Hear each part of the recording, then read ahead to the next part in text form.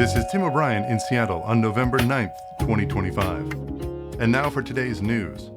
First, a security story. When your hash becomes a string, hunting Ruby's million-to-one memory bug.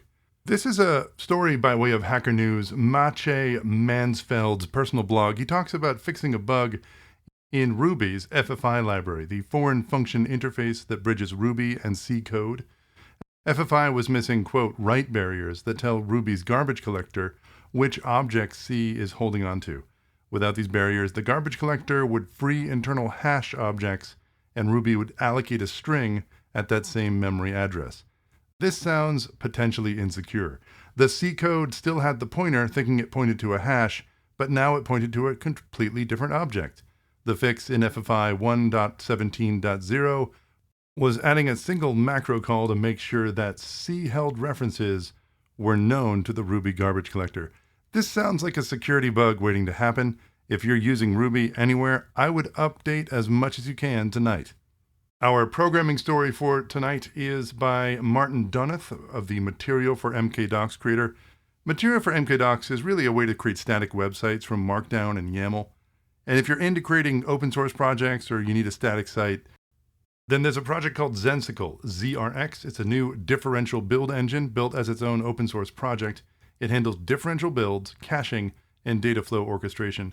It enables a 5x increase in site builds compared to the old setup. And they also built a tool called Disco, which is also open source. It's a custom client-side search engine to replace the unmaintained library that they were stuck with. So the entire stack is MIT licensed. It's interesting, more and more people who are not programmers necessarily are starting to understand what Markdown is because it's an important part of writing prompts for both OpenAI and Anthropic. So if you're interested in this project, Zensicle, ZRX, see the show notes for links. And tonight's Weird Bucket story is unfortunate. I am Mark Zuckerberg. So Mark S. Zuckerberg is an Indiana bankruptcy attorney. He's in Indiana, and he has the same name as the founder of Meta. His life has become a nightmare of mistaken identity. Facebook has disabled his personal account 5 times and his business account 4 times because their algorithms think that he's impersonating a celebrity. This man cannot use a service that shares his name because the automation doesn't believe he exists. He was sued by the state of Washington due to mistaken identity. He gets over 100 friend requests daily from people who think he's the billionaire, and he receives packages with complaints about Facebook and phone calls demanding tech support. Facebook required him to provide his birth certificate, driver's license, and credit card just to prove he's a real person. He has to turn his phone off at night to avoid notifications and was kicked off of Nextdoor for using a fake name. He receives death threats meant for the Meta CEO. It's a case study in how automation and algorithms at scale create edge cases that really affect people's lives. So for more information and to learn about I Am Mark Zuckerberg, which is a website, by the way, see the show notes.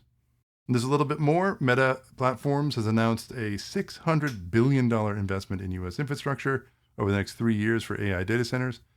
According to Reuters, CEO Mark Zuckerberg, the real Mark Zuckerberg, told President Trump that the company would invest, quote, at least $600 billion. And Meta sealed a $27 billion financing deal with Blue Owl Capital for its Louisiana data center.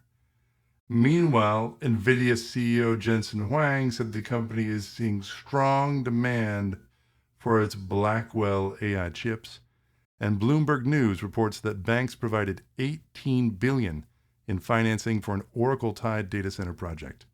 OpenAI CEO Sam Altman is urging the U.S. government to expand the CHIPS Act tax credits as AI companies face large capital requirements and some executives raise concerns about a potential bubble. That's the news for November 9th, 2025. Thanks for listening.